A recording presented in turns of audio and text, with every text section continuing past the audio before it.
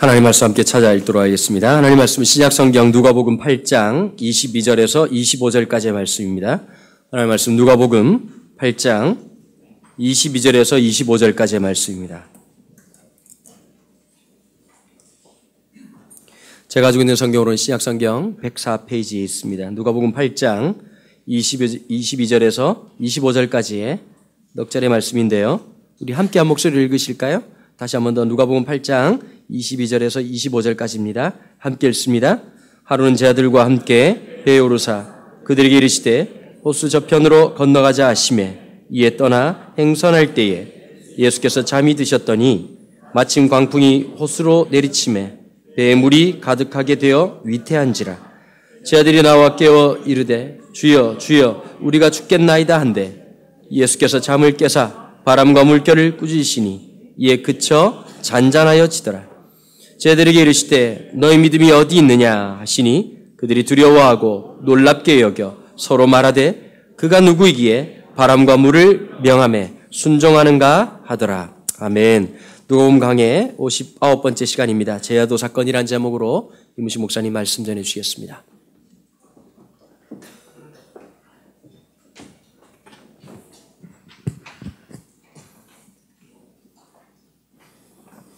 이 본문하고 병행 본문인 마태복음 8장을 또 다시 한번 잠깐 읽겠습니다.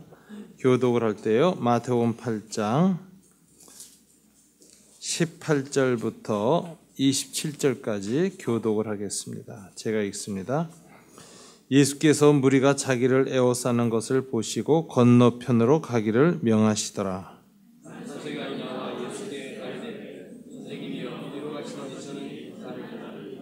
예수께서 이르시되 여우도 굴이 있고 공중에 새도 거처가 있으되 인자는 머리 둘 곳이 없다 하시더라.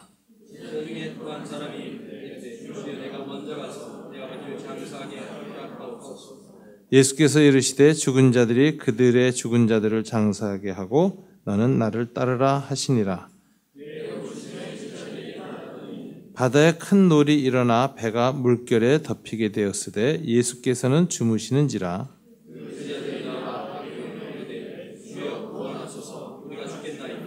예수께서 이르시되 어찌하여 무서워하느냐 믿음이 적은 자들아 하시고 곧 일어나사 바람과 바다를 꾸짖으시니 아주 잔잔하게 되거늘 그 사람들이 놀랍게 여겨 이르되 이가 어떤 사람이기에 바람과 바다도 순종하는가 하더라. 아멘.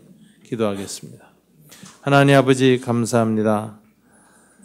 사랑하는 주의 백성들이 예배자로 이 시간 모였습니다. 은혜 베풀어 주시고 저의 경배와 찬양 흠양하여 주시옵소서.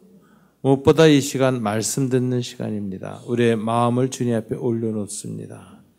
옛 시내산에서 하나님께서 모세에게 돌판에 친히 글을 새겨 주신 것처럼 이 시간 우리의 마음판에 성령께서 말씀을 새겨 주시옵소서. 예수님 이름으로 기도드립니다. 아멘. 오늘 본문은 예수님이 갈릴리 바다를 제자들과 함께 배를 타고 건너가실 때 만났던 한 풍랑 사건입니다. 이 사건은 마태, 마가, 누가 등 공간복음서 전체에 다 함께 기록되어져 있습니다. 이 사건이 일어난 날짜를 오늘의 본문인 누가는 밝히지 않고 다만 하루는 이라고 하였을 뿐입니다.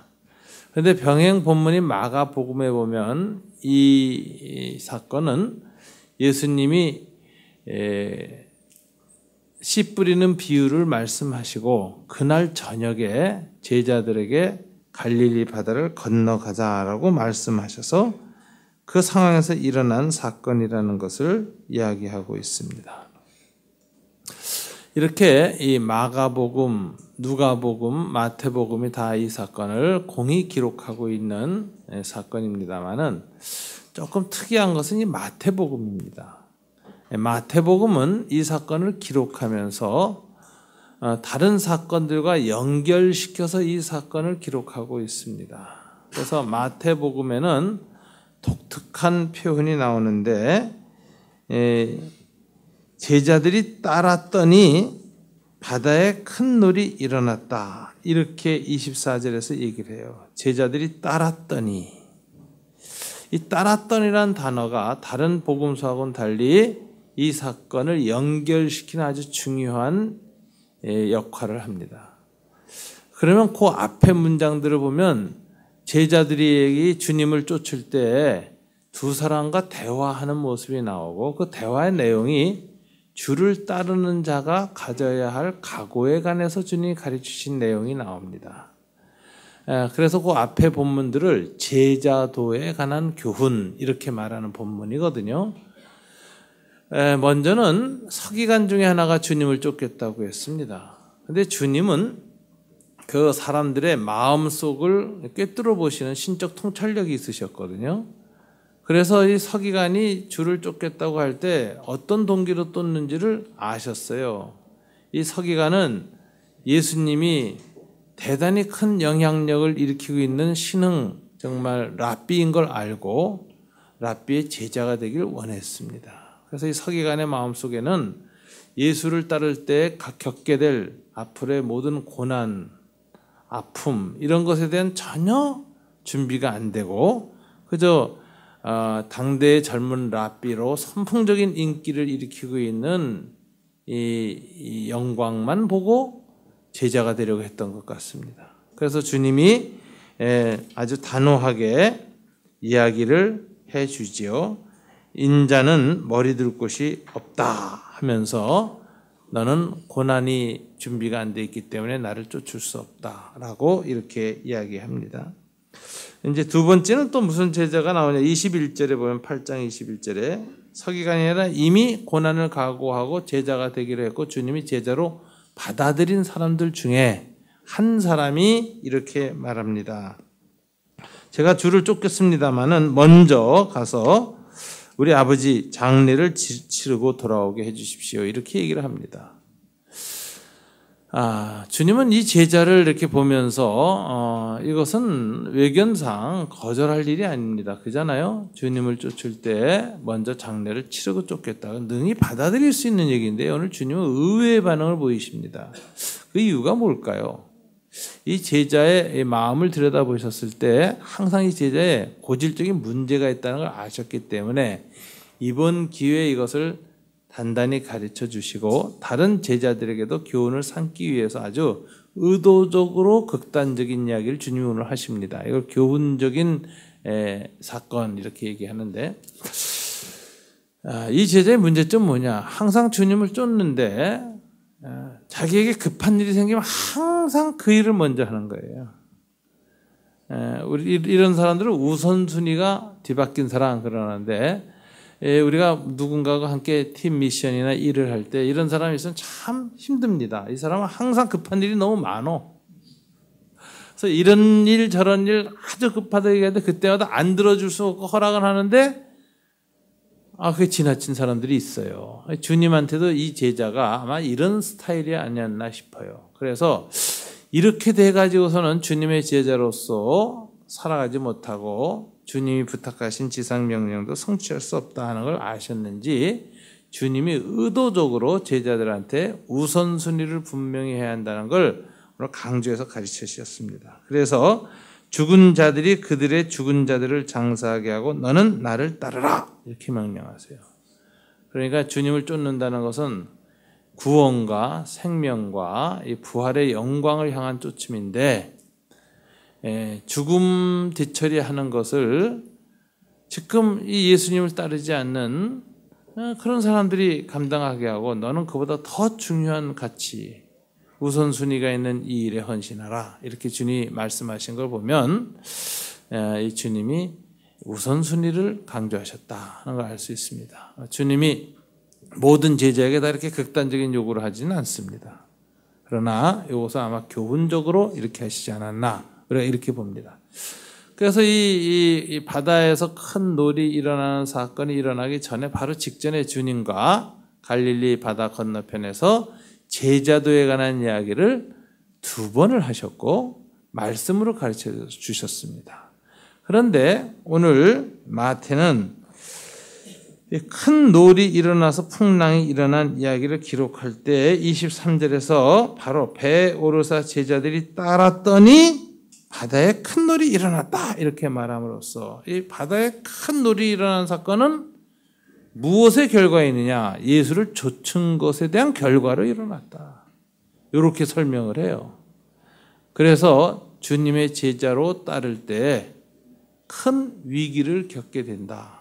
그리고 그 위기를 통해서 진정한 주님의 제자로 좀 헌신하게 되는 이야기를 쓰는 겁니다. 그래서 이것을 마태의 제자도 사건으로 제자도를 가르쳤다. 이렇게 보는 거죠. 마가와 누가와는 달리 마태에만 이렇게 특별한 그 재배열, 이 사건의 기록의 재배열이 있는 것을 어떻게 봐야 할 것이냐. 뭐 이렇게 얘기합니다. 이제 일반 인문학에서는 에디톨로지라는 단어가 있어요. 편집학이죠.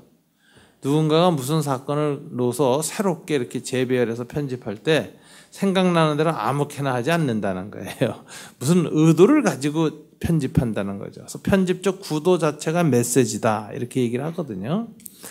그런데 이제 우리 성서신학에서는 이제 어떻게 얘기하느냐, 특별히 우리 보수주의 입장에서는 성령님께서 마태에게 특별히 이 사건을 제자도와 연결시켜서 따랐더니 큰 놀이를 얻었다 이렇게 쓰게 한 것을 보면 마태의 공동체에게는 성령님이 마태를 통해서 이 풍랑 사건을 제자도에 대한 교훈을 준 사건으로 이렇게 계시하고 쓴 것이 아니냐.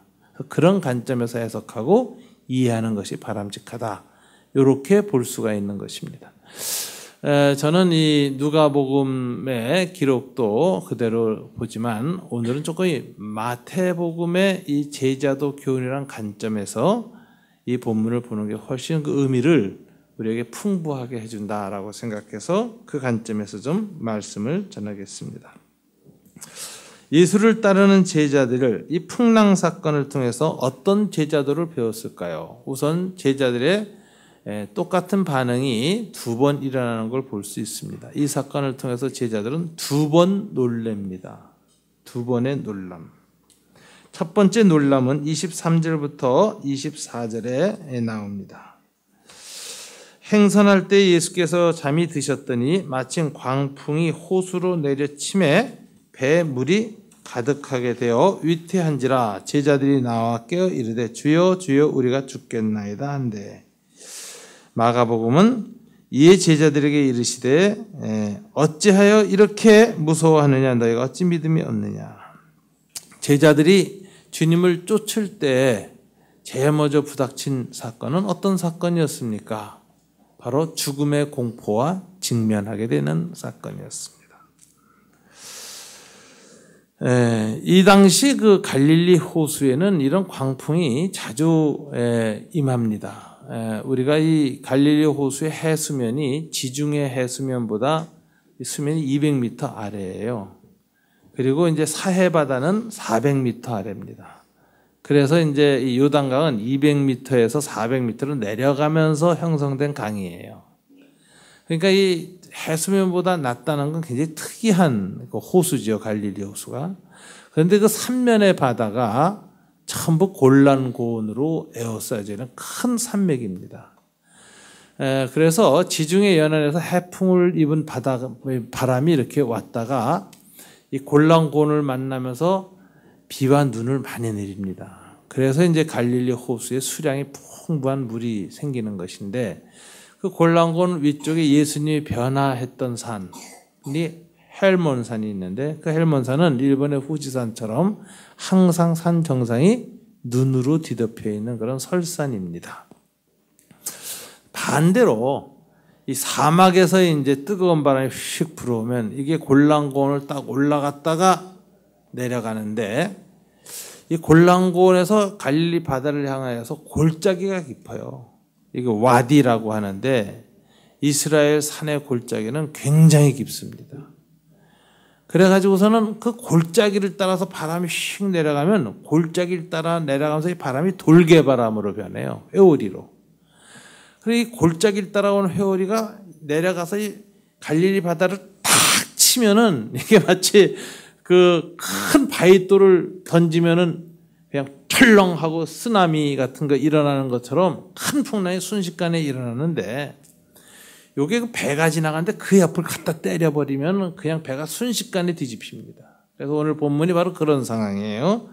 광풍이 바다를 내리쳤다 이렇게 돼 있거든요. 그러니까 바람이 그 예수님과 제자에 타고 갔던 그 배 옆을 그냥 그대로 내리꽂은 거죠. 벼락이 치듯이. 그러니까 순식간에 풍랑이 쫙 넘쳤는데 배를 거의 덮게 되었다. 완전히 그 높이가 배 높이의 몇 배로 이 파도가 들었고 마가복음에 보면 그 물이 배에 가득 찼다 그래요. 침몰 직전이 된 겁니다. 순식간에. 그러니까 이거는 눈 깜빡할 사이에 일어나는 재앙입니다. 자, 이 재앙이 얼마나 특이한 사건이었는가 이 제자들의 반응을 보면 알 수 있습니다. 이 예수님의 제자들은 이 당시에 초기 제자들은 대부분 갈릴리 어부 출신들입니다. 베드로는 예수님보다 한 3살 내지 4살 아래였던 걸로 알려져 있어요. 거의 30이 다 돼서 예수를 제자로 쫓았습니다. 그러니까 이 어부로서 평생을 살아온 사람들이에요. 그래서 웬만한 갈릴리의 풍랑 또 이렇게 광풍이 일어서 파도가 일어나는 것도 여러 번 겪었기 때문에 웬만하면 놀라지 않을 사람들입니다. 이게 만일 자연재해 정도의 그런 재해라면 아마 이 제자들이 깜짝 놀라서 제일 먼저 누구한테 달려갔을까? 목수 전문성을 가진 예수가 아니라 누구한테 갔겠어요? 어부 전문성이 탁월한 베드로한테 달려갔을 거예요. 베드로 형 이거 큰일 났어요. 이러고 달려갔을 거예요. 그런데 오늘 본문에 보면 그렇지 않습니다. 베드로뿐만 아니라 모든 제자들이 다 예수님께 달려가서 두려워 떨면서 이들이 외칩니다. 우리가 죽게 되었습니다. 우리를 구원하소서. 이렇게 보면 이때 내린 이 광풍의 그 형태나 크기나 상황이 거의 영적 공포를 동반했다 하는 걸 알 수 있어요. 그리고 순식간에 죽음의 공포에 휩싸이는 것이었다. 이 제자들의 상태는 거의 패닉 상태였다. 공황장애가 일어나는 것과 같은 완전 패닉 상태로 순식간에 들어간 거죠. 그래서 이 광풍이 정말 자연스러운 것인가 아니면 여기에는 하나님이 허락한 혹은 사탄의 시험 또 뭐라 그럴까요? 자연스럽지 않은 아주 특별한 영적 차원에서 발생한 그런 광풍이 아닐까 이런 해석도 가능한 상황입니다. 어떤 주석가들은 안팎의 이 풍랑 해가지고 바깥에서 풍랑을 친 것보다 더 무서운 것은 제자들의 마음속에서 느낀 놀람과 두려움의 풍랑이 훨씬 더 컸다 하는 것이죠. 그래서 이 바깥의 풍랑이 어떤 풍랑이든 간에 상관없이 제자들의 내면의 상태는 거의 영적 종교적 공포에 사로잡혀서 예수님을 향해서 부르짖는 상황이 딱 된 것입니다. 이 사건을 통해서 우리가 배워야 할 것이 있습니다.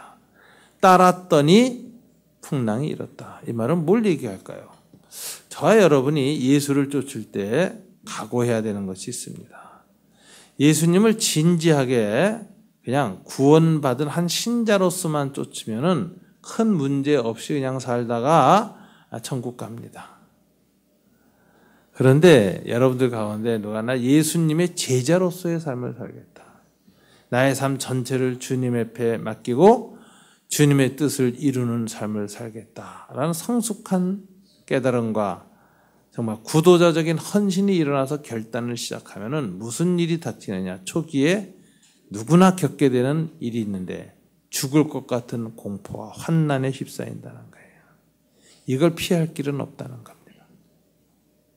오늘 제자도 사건은 그걸 보여줍니다. 주님을 따랐더니 큰 놀이 일어난지라.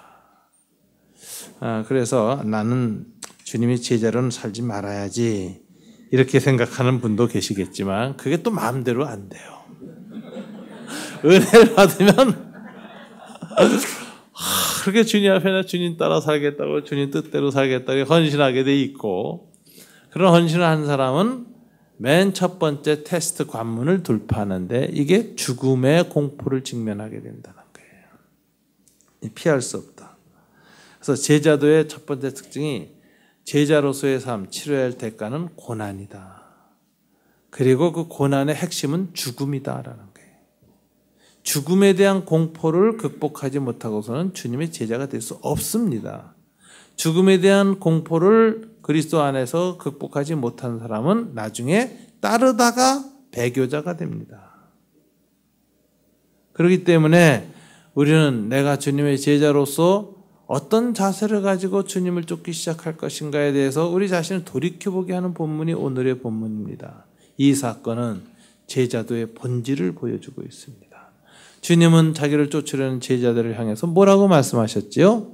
누구든지 자기를 부인하고 자기 십자가를 져야 나를 쫓을 수 있다. 자기를 부인한다는 것의 마지막 부인이 뭡니까? 살고자 하는 가장 본능적인 욕망조차도 부인하고 기꺼이 주님의 뜻이라면 죽겠다라고 생각할 때 이게 자기 부인의 극치지요. 그래서 자기 부인은 자기를 십자가에 못 박는 것입니다. 자기의 삶을 못 박는 것입니다. 예수님의 십자가상의 죽음이야말로 자기 부인의 극치이고 하나님의 뜻에 순종하여 자기 자신의 목숨을 내놓는 자세이지요. 바로 그와 같은 자세가 마음속에 내면 속에 정돈되어 있지 아니하면 나를 쫓을 수 없다 이렇게 말하는 것입니다. 준비되지 않고 이런 마음에 다짐이 없이 주님을 쫓다 보면 좋을 땐 잘 쫓아가다가 고난이 오면 딱 멈추기 시작해요. 쫓을까 말까 고민합니다. 고민하다가 포기하죠. 그래서 많은 사람이 주를 쫓다가 포기하는 사람들 혹은 또 때로는 더 큰 시험에 빠져서 배교자가 되는 사람들도 꽤 있는 것입니다. 그래서 우리가 주님의 제자로서의 삶을 시작할 때에는 늘 마음속에 언제든지 주님이 요구하시면 내 자신을 내려놔야지 생각하는 것입니다. 저는 아프가니스탄에서 그 배 목사님이 순교를 당할 때 항상 그걸 생각합니다. 만약 그런 상황이 오면 나는 어떻게 할 것인가. 하나님께 늘 그런 상황이 오면 기꺼이 죽을 수 있는 힘을 달라고 기도해야지. 이런 생각이 들어요. 연약함을 알기 때문에. ISK 같은 사람이 잡아다가 목에다가 칼을 딱 대고 끊으려고 할 때 하나님을 바라보면서 목이 끊어져 나가는 것을 받아들이려는 그런 고요한 마음을 달라고 늘 먼저 기도하고 그런 극단적인 상황에서도 주님에서 죽을 것을 늘 확인하지 아니하면 따라갈 수 없는 길이 제자의 길이다. 좀 극단적이긴 하지만 제자로서의 삶을 시작한다는 것은 그 치러야 할 대가를 늘 마음속에 재확인하는 과정이 필요하다. 그래서 기독교인이 제자로 산다는 건 굉장히 레디컬한 삶이다. 존 스타트 목사님이 돌아가시면서 마지막 쓴 유작 같은 책이 뭡니까? Radical Discipleship이란 책입니다. 오늘날 기독교인들이 잃어버린 것은 이러한 철저한 제자도, 급진적 제자도, 자기 목숨을 기꺼이 주님께 드리려는 것이 없기 때문이다. 라고 오늘의 교회의 문제를 지적했습니다. 존 스타트 목사님이 파사다나에 있는 풀러 신학교 졸업생 연수회에 와서 설교를 그렇게 했습니다. 2000년간 기독교인의 증언대회는 자기 목숨과 자기의 피로 예수 그리스도를 증언한 수많은 사람들이 피가 흐른 증언대였습니다. 오늘날에도 자기의 피로 기꺼이 예수 그리스도를 증언하기로 결심한 사람들이 주님의 제자의 길을 가야 합니다. 이런 설교를 졸업생들한테 했습니다. 저는 이 급진적 제자도, 철저한 제자도가 오늘날 교회에서 다시 한번 항상 예수를 쫓는다고 하는 사람들 마음속에 다시 확인되어야 하는 것입니다. 이것을 주님이 뭐로 가르쳐 주셨는가? 오늘 바다에서 큰 풍랑으로 가르쳐 주신 것입니다. 저는 주님이 잠이 들으셨다고 하는데 저는 가끔 그런 생각해요. 정말 피곤해서 잠이 들으셨을 수도 있고 혹은 이것은 주님이 이 풍랑을 허락했다는 그런 암시적인 표현이 아닐까 이런 생각이 들어요. 주님이 허락하셨다. 이런 일을 당하도록. 이것은 제자로서의 준비가 이 12제자에게 되어졌는지를 주님이 테스트하는 그런 사건이었다고 보는 것입니다. 그래서 주님의 제자로 우리가 쫓을 때 제일 먼저 겪게 되는 일은 뭐냐? 두려움과 떨림이라는 거죠. 놀라움. 이걸 먼저 겪게 됩니다. 자, 이렇게 되었을 때 오늘 주님은 어떻게 하셨습니까? 주님은 깨어 일어나셔서 곧바로 풍랑을 향하여 외치셨습니다. 본문에 보니까 예수께서 잠을 깨사 바람과 물결을 꾸짖으시니 이에 그쳐 잔잔하여 지더라. 제자들에게 이르시되 너희 믿음이 어디 있느냐 하시니 그들이 두려워하고 놀랍게 여겨 서로 말하되 그가 누구이기에 바람과 물을 명하여 순종하는가 하더라. 그런데 이 마가복음엔 조금 더 표현이 달라집니다. 예수께서 깨어 바람을 꾸짖으시며 바다더러 이르시되 잠잠하라 고요하라 하시니 바람이 그치고 아주 잔잔하여 지더라. 그들이 41절 마가복음 4장 41절이죠. 심히 두려워하여 서로 말하되 그가 누구이기에 바람과 바다도 순종하는가 하였더라. 두려움이 두 번 왔어요, 제자들한테. 첫 번째 두려움은 풍랑으로 인한 죽음의 공포였죠. 그런데 두 번째 두려움이 훨씬 컸습니다. 그래서 마가복음은 두 번째 두려움을 향해서 부사를 써요. 심히 두려워하였다. 첫 번째 패닉보다 더 큰 공포가 제자들의 마음을 뒤흔들었습니다. 이 공포가 성격이 달라요. 첫 번째는 무엇에 대한 공포였죠? 풍랑에 대한 공포였어요. 그런데 이 두 번째 두려움과 떨림은 누구에 대한 것이었느냐? 예수님에 대한 것이었어요. 그래서 이들이 일제히 합창을 했다. 성경이 그렇게 얘기했어요. 일제히 서로 말하되 서로 얼굴을 쳐다보면서 막 소리를 지르기 시작합니다. 이 공포 때문에. 거의 아까 첫 번째 패닉보다 더 큰 패닉이죠. 그때는 그 패닉 상태에서 예수님을 향해서 막 소리 질렀죠. 우리를 구원해달라고. 그런데 이번에는 서로 쳐다보면서 막 소리를 한꺼번에 지릅니다. 아멘. 성가대 지휘자가 이거 작곡을 하면 좋겠어요. 제자들의 놀람의 합창. 내용이 뭐냐면 그가 누구이기에 그는 누구냐? 이게 아주 그냥 합창의 대주제죠. 바람과 물을 명하여 순종하는가? 이들의 놀람은 예수님의 창조주 되심에 대한 놀람. 그분의 신성에 대한 반응이었습니다. 예수님이 이 풍랑을 향해서 어떻게 잠잠케 하셨는가 본문은 꾸짖으셨다라는 단어를 써요. 에피티마오라는 이 단어는 언제 쓰여졌느냐? 바로 앞에 보면 베드로의 장모의 열병을 치유하실 때 누가복음 4장 39절에서 사용되어진 단어입니다. 누가는 의사죠. 그리스 사람입니다. 이 그리스 의사가 예수님의 치유, 병을 고친 사역을 볼 때 남달리 관찰하지 않았을까요? 여기에 외과 선생님은 예수님은 눈먼 환자를 고칠 때 눈알을 빼서 씻어서 다시 놓나 어떻게 하시나 이렇게 보실 거고, 내과 선생님은 뭐 무슨 약을 줬나, 또 한의사 선생님은 혀내 밀어보시오 눈을 까지집어 보고 진맥하거나 뭐 이러지 않았을까 싶은데, 놀랍게도 누가는 예수님의 치유 방식은 인간 의사들과 전혀 달랐다는 걸 기록합니다. 그건 뭐냐면 그냥 열이 펄펄 나고 있는 이 베드로의 장모를 향해서 꾸짖으심에 열이 즉시 나왔다. 이렇게 돼 있어요.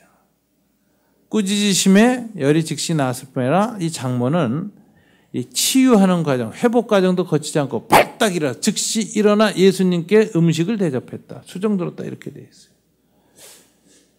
이건 누가 굉장히 독특하게 본 겁니다. 그게 뭘까요? 예수님은 창조주로서 장모의 어머니에 있는 그 열을 일으키는 그 세포들 또는 세균을 잠잠하라 꾸짖으신 거예요. 그러니까 순식간에 몸 안에 있던 모든 세포들이 사라졌고 건강한 세포가 왕성하게 일어나 순식간에 일어났기 때문에 즉시 일어나 순종했다는 거예요. 그래서 이 암 환자들 기도할 때 그렇게 기도하세요. 나자렛 예수 이름으로 명하노니 몸 안에 암세포는 사라질지어다. 명령하는 거예요. 창조주의 권위 있는 명령. 그래서 그 치유 기도는 명령형으로 하라는 게 대부분의 이 치유 사역하는 분들의 교훈이죠. 치유하게 하여 주옵소서 이렇게 기도하지 말라는 거예요. 나제는 예수의 이름으로 명하노니 몸 안에 있는 질병과 이 세포들은 떠날지어다. 뭐 이런 식으로 명령형 선포를 해라. 창조주의 권위를 사용하는 것이다. 이렇게 얘기합니다. 예수님이 그렇게 베드로의 장부를 고치셨습니다. 그전에는 마가복음에 보면 또 회당에서 가버나움 회당에서 처음 설교할 때 귀신 들린 자가 방해하고 소리 질렀어요. 그래서 예수님이 잠잠하라 하고 꾸짖으심에 즉시 잠잠해졌다. 이렇게 돼 있어요. 이 꾸짖는다는 이 표현, 오늘 바람과 풍랑을 꾸짖었다. 이 표현은 어떤 꾸짖음이냐? 창조주가 피조물을 다스리는 권위 있는 왕의 명령이에요. 그래서 모든 피조물이 순종할 수밖에 없어요. 인간의 몸도, 자연의 풍랑과 바람도, 악한 영들도 다 즉시 순종하게 하는 권위 있는 창조주의 꾸짖음이 선포됐습니다. 그러자 놀라운 현상이 생겼어요. 즉시 광풍이 스톱 하고 그렇게 뛰던 큰 바닷물결이 갑자기 순식간에 명경지수로 착 가라앉은 거예요. 이 상황을 본 제자들은 갑자기 두려움에 사로잡힌 거예요. 아까보다 더 큰 두려움. 풍랑이 일어날 때보다 착 가라앉는 순간에 더 큰 공포에 사로잡히고 놀라움에 사로잡혀 덜덜덜덜 떨면서 서로 충격을 받아서 저분이 대체 누구이기에 풍랑이 잠잠해지는가. 그 전까지는 랍비였죠. 혹은 이적을 일으키는 선지자 중에 한 분 정도였을 겁니다. 더 높이 평가해도. 성령 충만한, 하나님의 영으로 충만한 선지자 중에 하나예요. 근데 이 사건은 선지자들도 일으킬 수 없는 사건이에요. 이 사건은 뭐냐? 창조주 하나님만 일으킬 수 있는. 태초에 빛이 있으라 했더니 빛이 일어났던 그 분만이 할 수 있는 사건을 지금 이들이 체험한 거예요. 그래서 이들은 그들의 인식을 벗어난 예수의 이 계시 앞에서 큰 충격과 놀람 속에서 대체 저분이 누구이시기에 풍랑이 잠잠한가 하는 것입니다. 여러분, 제자들에게 있어야 할 두 번째 놀람이 바로 이 하나님에 대한 놀람입니다. 예수님의 창조주 되심에 대한 놀람입니다. 이 놀람을 체험해야 세상의 공포를 이길 수 있어요. 세상이 주는 두려움, 죽음에 대한 두려움, 인생 살면서 갖가지 겪게 되는 그 고난에 대한 두려움, 미래에 대한 불안감과 떨림을 극복할 수 있는 길은 딱 하나입니다. 하나님에 대한 두려움이 우리의 마음을 채울 때, 죽음과 고난과 불안으로 몰아넣는 세상에 대한 두려움보다 살아계신 하나님 예수님에 대한 경외와 경배가 마음속에 가득 차 있을 때 그것을 극복할 수 있습니다.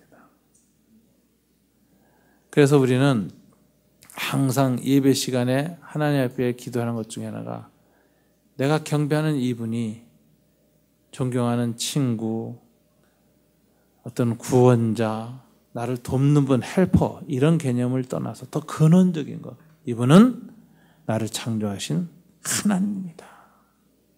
하나님에 대한 경외로 가득 차서 찬양을 드릴 때 우리는 이 하나님의 통치를 받는 세상에 대한 모든 두려움을 능히 극복할 수 있는 것입니다.